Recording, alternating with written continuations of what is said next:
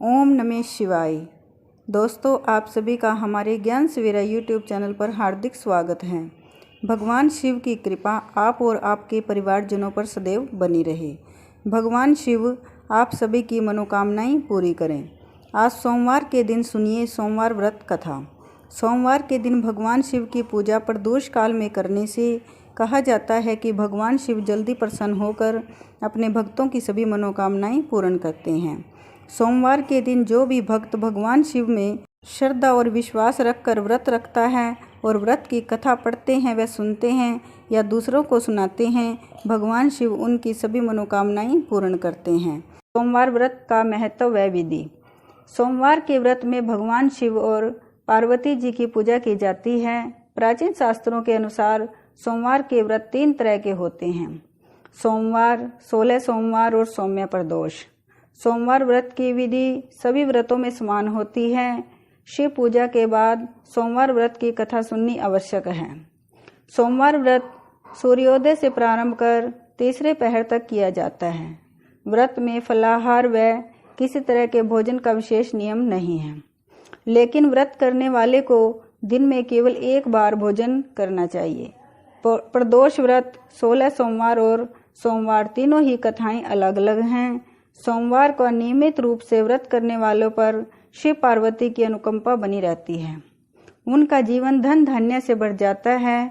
किसी भी प्रकार का अनिष्ट क्यों ना हो, भगवान शिव उन सभी का हरण कर अपने भक्तों के कष्टों को दूर कर देते हैं। आइए सुनते हैं सोमवार व्रत कथा। व्रत कथा प्रारंभ करने से पहले आप सभी से अनुरोध है, कमेंट बॉक्स में भोलेनाथ की जय जरूर लिखिएगा। अगर आप इस दिन उपवास ना भी रख पाएँ तो कहते हैं कि भगवान शिव की पूजा प्रदोष काल में करके आप इस व्रत कथा को भी सुन सकते हैं। अमरपुर नगर में एक धनी व्यापारी रहता था। दूर दूर के नगरों में उसका व्यापार फैला हुआ था। उस धनी व्यापारी के घर में सभी तरह की सुख सुविधाएं थी। सभी लोग उसका मान सम्मान करते थे। इतना सब कुछ होने पर भी वह व्यापारी अंतर्मन से बहुत दुखी था, क्योंकि उसके कोई पुत्र नहीं था। पुत्र पाने की इच्छा से वह व्यापारी प्रति सोमवार भगवान शिव का व्रत पूजन किया करता था और सायंकाल होते ही शिव मंदिर में जाकर शिव के सामने दीपक जलाया करता था। उस व्यापारी की भक्ति भावना को देख एक दिन पार्वती जी ने शंकर भगवान से कहा, हे प्राणनाथ, यह व्यापारी आपका सच्चा भक्त है। कितने दिनों से यह नियमित सोमवार का व्रत और पूजन कर रहा है। आप इस व्यापारी की मनोकामना अवश्य पूर्ण करें। भगवान शिव ने मुस्कुराते हुए कहा, हे पार्वती, इस संसार में सबको उनके कर्म के अनुसार फल की प्राप्ति होती है। यदि कोई नीम का वृक्ष लगाता है तो उसको कड़वी निबोली ही मिलती है। अतः प्राणी जैसा कर्म करते हैं उन्हें वैसा ही फल प्राप्त होता है। शिव के उत्तर से पार्वती जी संतुष्ट न हुई। वह उनसे बार बार आग्रह करने लगी। पार्वती जी का आग्रह देखकर भगवान शिव ने कहा, तुम्हारे आग्रह करने पर मैं इस व्यापारी को पुत्र प्राप्ति का वरदान देता हूँ, लेकिन इसका पुत्र 12 वर्ष से अधिक जीवित नहीं रहेगा। भगवान शिव ने स्वप्न में उस व्यापारी को दर्शन देकर उसे पुत्र प्राप्ति का वरदान दिया और उसके पुत्र के 12 वर्ष तक जीवित रहने की बात भी बताई। भगवान के वरदान से व्यापारी को खुशी भी हुई, लेकिन पुत्र की अल्प आयु की चिंता ने उस खुशी को नष्ट कर दिया। व्यापारी पहले की तरह सोमवार का विधिवत व्रत करता रहा। कुछ महीने बीत जाने पर व्यापारी की पत्नी ने गर्भ धारण किया। 9 महीने पश्चात उसके घर अति सुंदर पुत्र उत्पन्न हुआ। पुत्र जन्म से व्यापारी के घर में खुशियां भर गई। बहुत धूमधाम से पुत्र जन्म का समारोह मनाया गया, लेकिन व्यापारी को पुत्र जन्म की अधिक खुशी नहीं हुई, क्योंकि उसे पुत्र की अल्पायु का रहस्य पता था। व्यापारी ने पुत्र की अल्पायु का रहस्य घर में किसी को नहीं बताया था। विद्वान ब्राह्मणों ने उस पुत्र का नाम अमर रखा। जब उस व्यापारी का पुत्र 12 वर्ष का होने को था तो उसने शिक्षा के लिए उसे बनारस भेजने का निश्चय किया। व्यापारी ने अपने साले को बुलवाकर कहा, दीपचंद, अमर को बनारस छोड़ाओ, यह वहां रहकर शिक्षा प्राप्त करेगा। व्यापारी ने दीपचंद को बहुत सा धन देकर अमर के साथ विदा किया। रास्ते में जहां भी अमर और दीपचंद रात्रि में विश्राम के लिए ठहरते थे, वहीं यज्ञ करते और ब्राह्मणों को भोजन कराते थे। लंबी यात्रा के बाद अमर और दीपचंद एक बड़े नगर में पहुंचे। उस नगर के राजा की कन्या के विवाह की खुशी में पूरे नगर को खूब सजाया गया था। निश्चित समय पर बारात आ गई, लेकिन वर के एक आंख से काना होने के कारण वर का पिता बहुत चिंतित था। उसे इस बात का भय सता रहा था कि राजा को वर के काना होने का पता चलने पर कहीं वह विवाह से इनकार न कर दे। राजा ने इनकार कर दिया तो बारात को वापस ले जाना पड़ेगा। यदि ऐसा हुआ तो उसकी बहुत बदनामी होगी। वर के पिता ने व्यापारी के बेटे अमर को देखा तो उसके मस्तिष्क में एक विचार आया।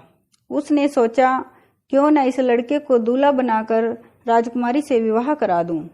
विवाह के बाद इस लड़के को धन देकर विदा कर दूंगा और मैं राजकुमारी को अपने नगर में ले जाऊंगा। वर के पिता ने अमर और उसके मामा दीपचंद से बात की। दीपचंद ने धन मिलने के लालच में वर के पिता की बात स्वीकार कर ली। अमर को दूल्हे के वस्त्र पहनाकर राजा की बेटी राजकुमारी चंद्रिका से उसका विवाह करा दिया गया। राजा ने बहुत सा धन देकर राजकुमारी को विदा किया। अमर राजकुमारी से सच्चाई छिपा ना सका।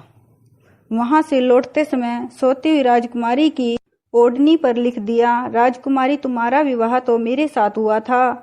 मैं तो बनारस शिक्षा प्राप्त करने जा रहा हूँ। अब तुम्हें जिस नवयुवक की पत्नी बनना पड़ेगा वह एक आंख से काना है। सुबह उठने पर राजकुमारी ने अपनी ओढ़नी पर लिखा हुआ पढ़ा तो उसने शोर मचा दिया और उस काने लड़के के साथ जाने से इनकार कर दिया।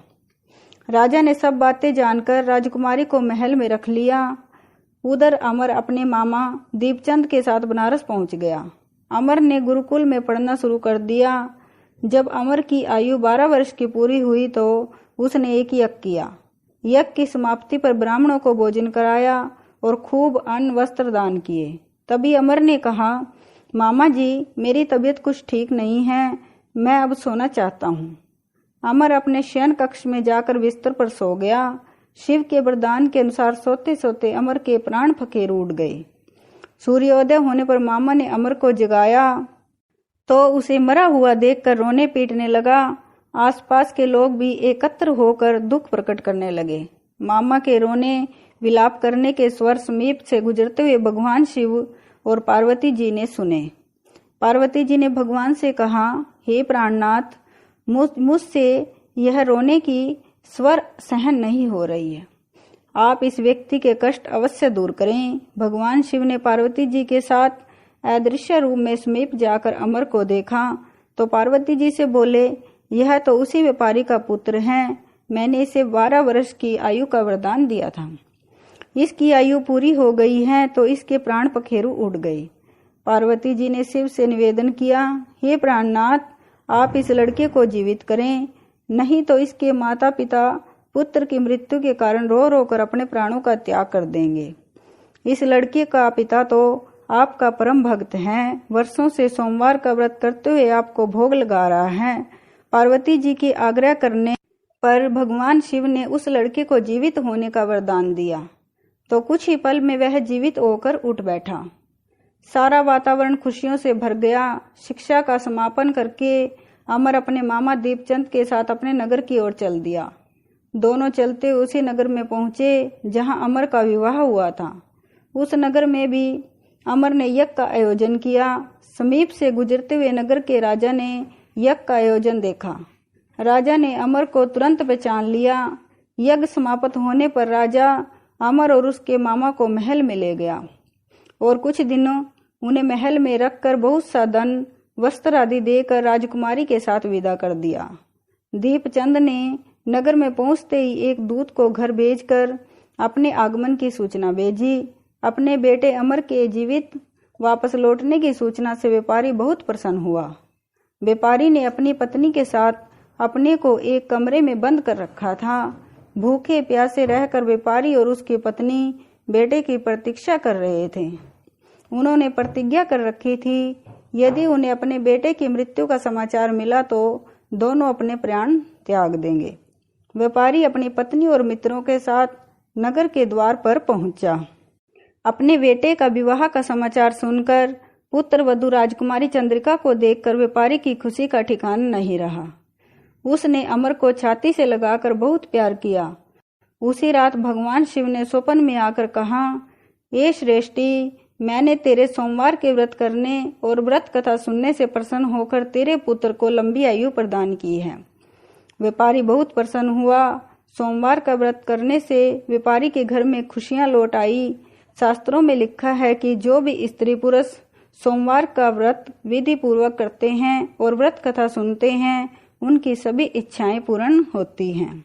बोलिए शिव शंकर भगवान की जय।